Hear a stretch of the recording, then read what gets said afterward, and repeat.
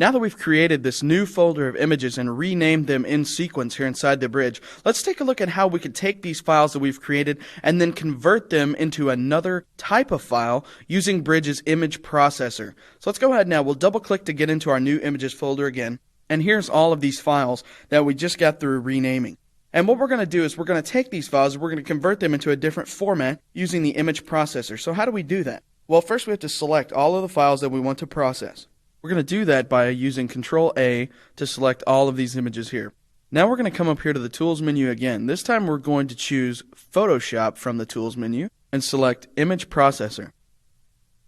Now you can launch this directly from Photoshop, but it's much easier doing this from Bridge simply because of the fact that you have the ability to select images here inside of Bridge rather than just selecting folders. If you were running this directly from Photoshop, you wouldn't get the benefit of selecting individual files. You only have the ability to select an entire folder of images. So just remember that launching this from Bridge is usually the best way to go, simply because it gives you more control over what you're doing. So what we're going to do is we're going to convert these. Let's say we're going to convert these to TIFFs. And we're also going to turn on LZW compression, and we're going to leave the resize to fit off because we just want to keep them the exact same size. Now, one of the other cool things that you could do with this is if you have an action that you wanted to run on these images, you could go ahead and do so simply by coming down here and select Run Action. In this case, we'll stay inside of the default actions here, and we're going to select from the actions inside the default actions folder. We're going to select here the sepia toning, just to give these images a nice sepia-toned look whenever we're finished with them. And now let's go ahead. The last thing we're going to do is we're going to turn off Save as JPEG here because we only want that TIFF conversion. We don't need the JPEG conversion as well because we already have these images saved as JPEGs. And now we're ready to run all of this on these images. So we're going to be converting to TIFF, and we're also going to be running that sepia-tone action. So I'm going to click Run. And all of these images are going to then open inside of Photoshop really quickly. It's going to process these files, and it's going to add that sepia tone look to them and then save them into that folder.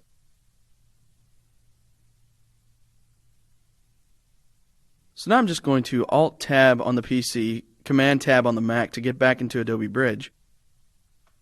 Now once we get back inside of the Bridge here, we're going to come down and we're going to navigate to this new folder that we have here labeled TIFF. So we'll go ahead and double click on this to select this, and now all of these images are now inside of this folder, saved with that new sepia toned look, and all saved as TIFFs, and all the metadata and everything else that we would have applied had we entered in copyright information and things like that. All of that would then be applied to these new files using the Bridge and Photoshop's image processor here inside of Photoshop and Bridge CS3.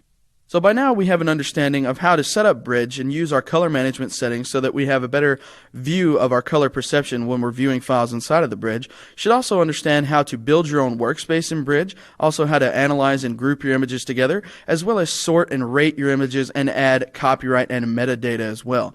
We should also know by now how to use batch renaming and the image processor to process our files to get totally different looks and interesting effects.